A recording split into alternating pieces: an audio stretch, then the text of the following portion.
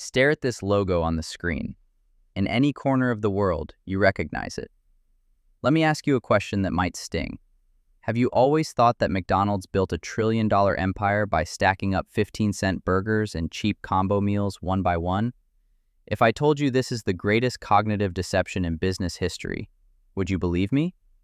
The man who created this empire, Ray Kroc, was being praised across the internet as a fast food genius while lines stretched across the street from his stores. Yet, in reality, he was on the verge of not being able to pay his mortgage. By normal restaurant logic, McDonald's should have gone bankrupt in 1955. But it survived. And it became a global dominator. Why?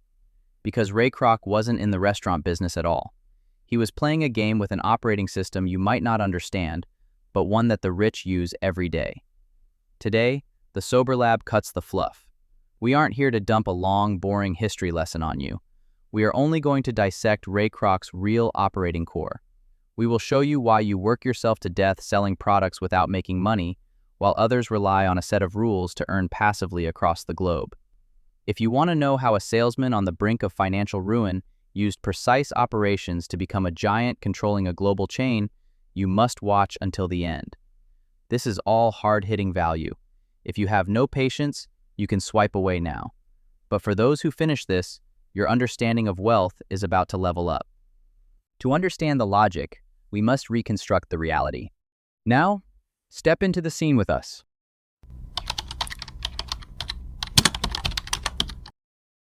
Part 1. The struggle. Let's turn the clock back to 1954, Illinois. If you met Ray Kroc on the road back then, you wouldn't have given him a second glance. He was 52 years old. At that age, not only was he not rich, but he was a salesman living on the edge of a breakdown. Imagine this scene. An old man, over half a century old, driving a beat-up car. The trunk is stuffed with heavy milkshake mixers, and he drives across half of America every day. His body was like a machine about to be scrapped. Severe diabetes meant he had to constantly watch his blood sugar. Early-stage arthritis made his joints scream in pain every time he moved a machine. To stay alive, he had even removed his gallbladder and most of his thyroid. This was Ray Kroc. Looking at it today, this is just an ordinary person halfway through life, still struggling at rock bottom. Honestly, when I first read this, I thought, if it were me, I probably would have accepted my fate long ago. But Ray Kroc chose not to accept his fate, and destiny usually only favors those who refuse to give up. The turning point came from an extremely abnormal phone call. In San Bernardino, California, a small restaurant called McDonald's ordered 8 mixers in one go. Ray thought he heard it wrong. One of his machines could make 5 milkshakes at once. 8 machines meant this store could make 40 shakes simultaneously. What kind of store has that much business? Unless they dug up a gold mine in the desert. With his last bit of curiosity and hope, Ray drove across America to California. When he stood in front of that store, he was completely dumbfounded. It was 2 p.m., usually a dead time for the restaurant industry, but here there was a long line. Ray saw a scene that made his scalp tingle: extreme industrialization. The model created by the McDonald brothers, Dick and Mac McDonald, was essentially alien technology in the restaurant world at the time. There were no waitresses on roller skates delivering the wrong orders. There were no dirty plates. First, extreme division of labor. The kitchen was an assembly line. One person was solely responsible for flipping patties. Another was solely responsible for squeezing sauce. Even the fat content of the beef patties and the thickness of the pickles had standards precise to the millimeter. Second, extreme efficiency. The brothers even drew the workflow lines on a tennis court with chalk, training their staff like choreographing a dance. From ordering to getting a hot burger took only 30 seconds. Third, extreme pricing. A burger sold for just 15 cents, half the price of competitors. Ray Kroc stood under the scorching sun and took a bite of that burger. He didn't taste meat, he tasted money. He immediately realized, if this system were replicated at every highway intersection in America, it would be a money-printing machine. He immediately approached the McDonald brothers, proposing to acquire the exclusive franchise rights for the entire United States. However, the McDonald brothers were already financially stable from this one store and had no desire to expand. After Ray's repeated persistence, they finally agreed to grant him the national franchise rights. Ray Kroc went all in. He invested his entire life savings and mortgaged his house again to sign this franchise agreement that seemed capable of changing his destiny. But what he didn't know was that he had signed a slave contract that would send him straight to hell. Part 2. The Deadly Hard Work Trap. After getting the authorization, Ray went into frenzy mode. He knew the core value of this system lay in replication. To ensure every store was a perfect copy, he lived like a super nanny. He flew personally to select sites. He took a shovel to clear snow. To demonstrate standards, he even knelt on the ground in his suit to teach employees how to scrub toilets. Golden arches began to bloom everywhere in America, and the media started reporting on this fast food miracle. On the surface, Ray Kroc was winning big, but in reality, the more stores opened, the more money he lost. Why?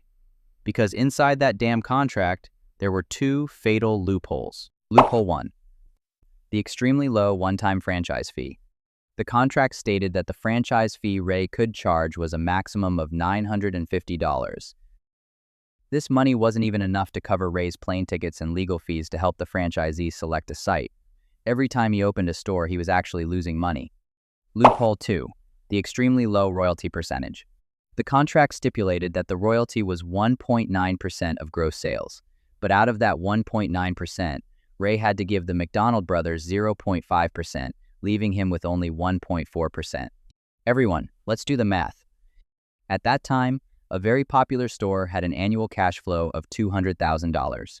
Based on the 1.4% split, after Ray Kroc worked his heart out for a year, managing renovation, training, operations, how much did he get in the end?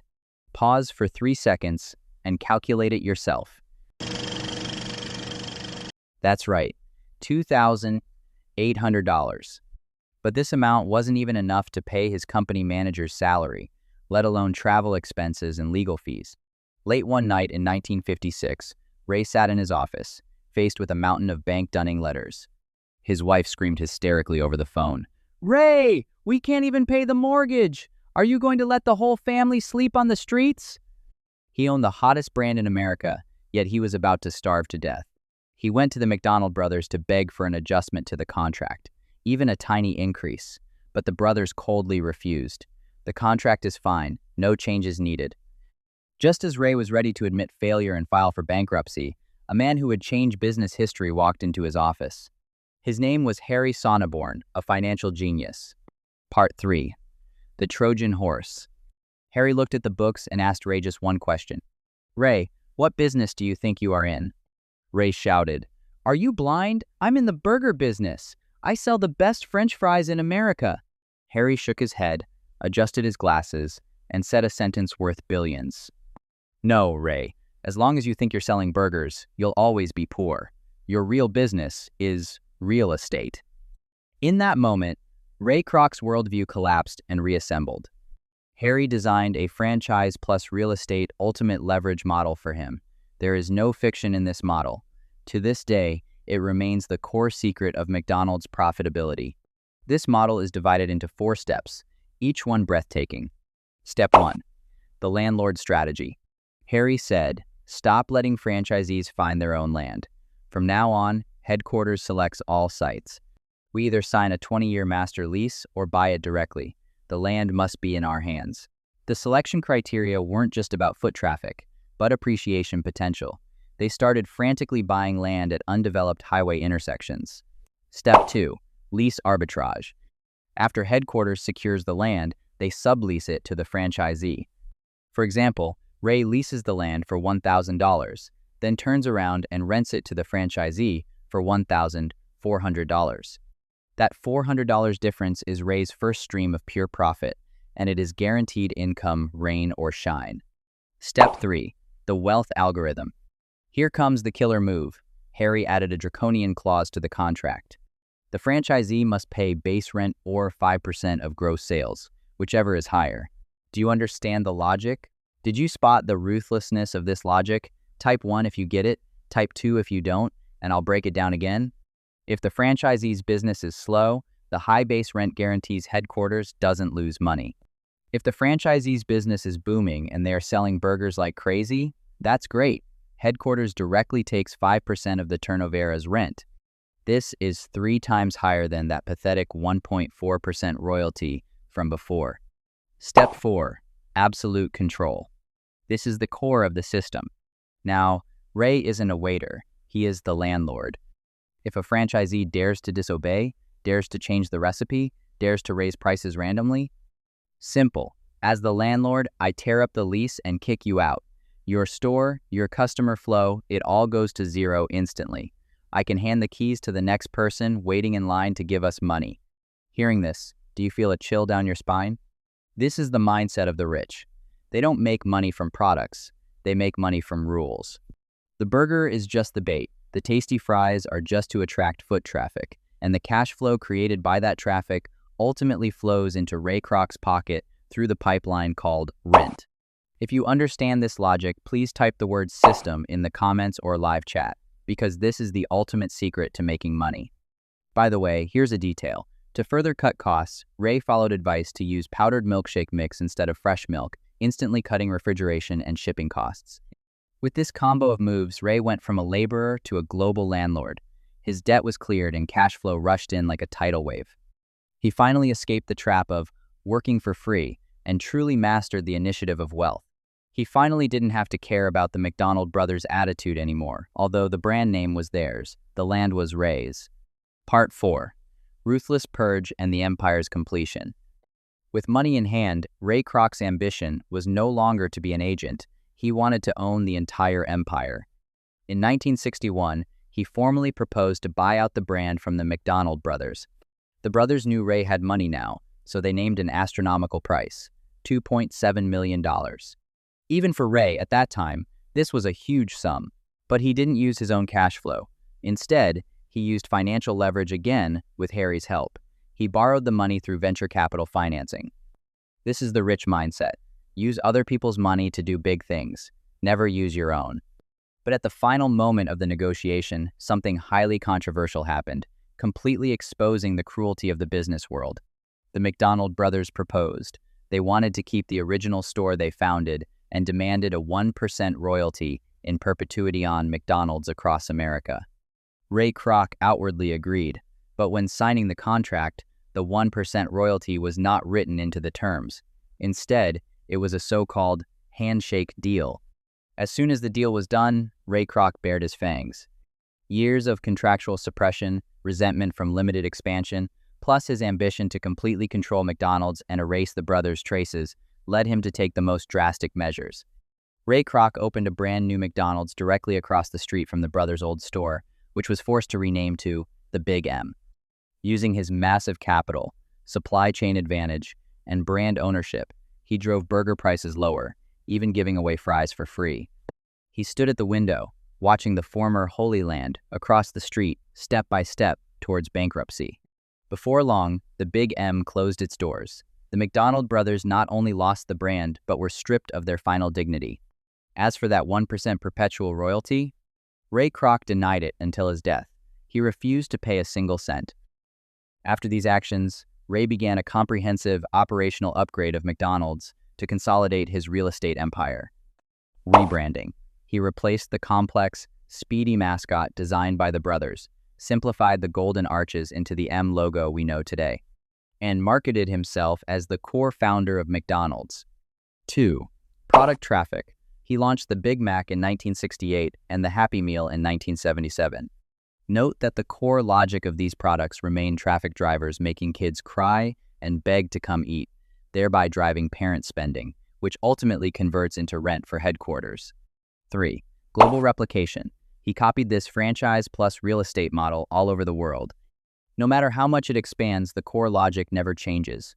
Burgers are the traffic entry point. Real estate is the profit harvester. In his later years, Ray Kroc said bluntly, "My business is not burgers, it's real estate."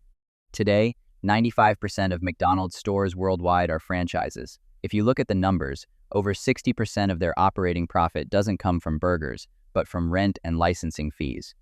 Meanwhile, direct restaurant sales contribute a mere 15%.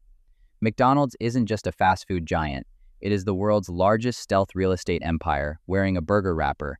Ray's initial hard work only led him into a financial trap, but switching his mindset to build a restaurant traffic plus real estate profit system allowed him to build a commercial empire spanning the globe.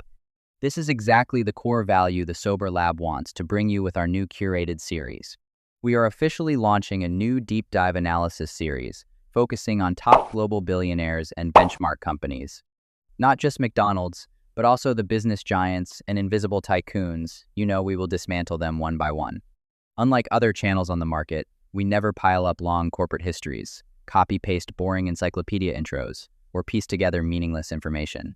Others are busy telling you what they did, but we only show you why they succeeded and what their core logic for making money is.